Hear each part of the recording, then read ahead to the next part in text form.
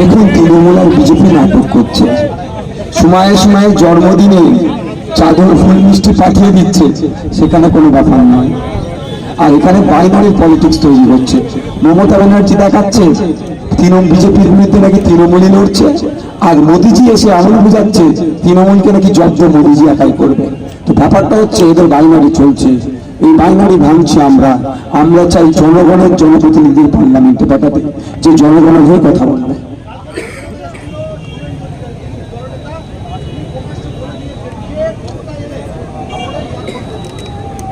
দেখুন আমি আবারও বলছি, ভাঙড়ের মানুষের বিনা মানে আপনার কি বলে ইচ্ছার বাইরে গিয়ে ভাঙড় থেকে এক কোদাল মাটি তুলতে দেবো না এয়ারপোর্টের জন্য, আর এক কোদাল মাটি ফেলতে দেবো না এয়ারপোর্টের জন্য। ভাঙড়ের মানুষ যদি চায় এয়ারপোর্ট কেন, এখানে যদি মেট্রো চাই তার জন্য লড়া যাবে। অলরেডি তো ভাঙড়ে ট্রেন লাইন ছিল ঘটপুকুরতে হওয়ার কথা। শুভেন্দু অধিকারীকে বলুন 10 বছরের সরকার আপনারা চালাচ্ছেন, ভাঙড়ে তো রেলের মানচিত্র ঘটপুকুরতে আসার কথা। অলরেডি তো সেই মানে ডেমো লাইন ফেলা আছে, এখনো করছে না কেন? দরকার এখানে ট্রেন লাইন, উনি আমাকে হেলিকপ্টার ফ্লাইট চড়ার স্বপ্ন দেখাচ্ছে, আমাদের দরকার নেই। ওনাকে বলবেন যে যে যে জায়গাগুলো অলরেডি আছে, মালদা এয়ারপোর্টের জন্য জায়গা নিয়ে আছে, অন্ডাল এয়ারপোর্ট আছে, বাঁকুড়াতে আছে, ওই জায়গাগুলোকে ঠিক করতে। ভাঙড়ের দিকে তাকাতে মানা করবেন। এখানে তাকালে চাষি ভুষি মানুষকে নিয়ে এমন আন্দোলন গড়ে তুলবে না, বাংলা ছাড়া হয়ে যাবে বিজেপি।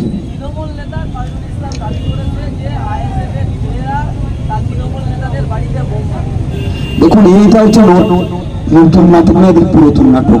এরা বোমাবাজি করবে, আর আইএসএফ এর ছেলেরা থানাকে ফোন করলে, ওয়েস্ট বেঙ্গল পুলিশ যখন ছিল তখন থেকে ঘটনাটা, যখন থানাকে ফোন করবে, থানা এসে কি করবে, আমাদের ছেলেদের নামে মিথ্যা মামলা দেবে।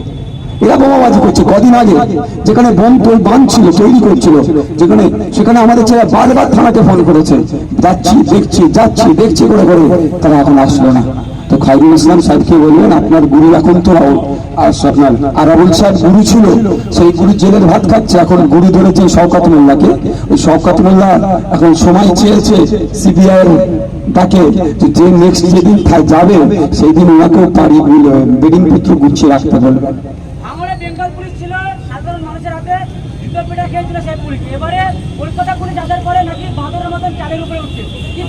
দেখুন যেগুলো এই ধরনের অভিযোগ আসছে, সেই জন্য আমরা ডিসি থেকে শুরু করে বিভিন্ন দপ্তরে আমরা অভিযোগ জানাচ্ছি।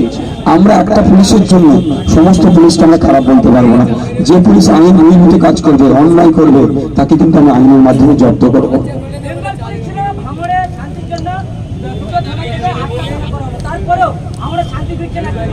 আমি তো বলেছি বাংলাদেশ শান্তির জন্য প্রয়োজনে পাড়ায় পাড়ায় থানা হলে তাই পাড়ায় পাড়ায় থানা করে দিই।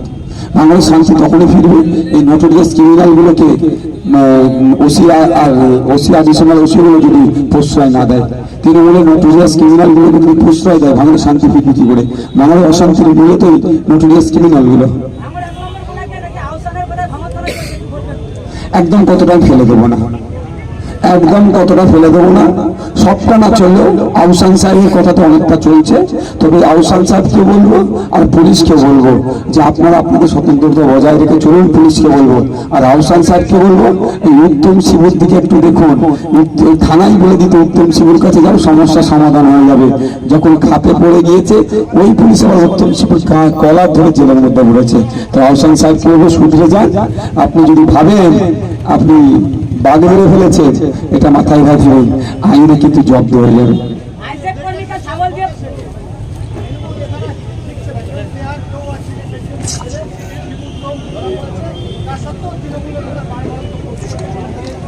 দেখুন সময়ের সাথে সাথে যারা এই ধরনের কাজ করছে একটা একটা করে উকিল পড়বে, মানে উকিল পড়া মানে তারা জেলের ভাত খাবে।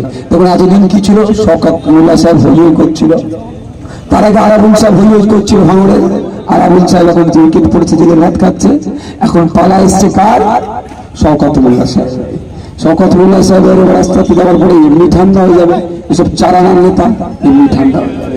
তবে আমি আবারও বলবো, আমি চাই না ভাঙড়ে কোনো রকম ভাবে অশান্তি হোক, চাই শান্তিপূর্ণভাবে ভোট হোক। তার জন্য কলকাতা পুলিশ আছে, তার জন্য সেন্ট্রাল ফোর্স আছে, ইসিআই আছে, তার জন্য জনগণকে ঐক্যবদ্ধ হতে হবে। জনগণকে ঐক্যবদ্ধ হয়ে দায়িত্ব নিয়ে শান্তিপূর্ণ ভোট করাতে হবে।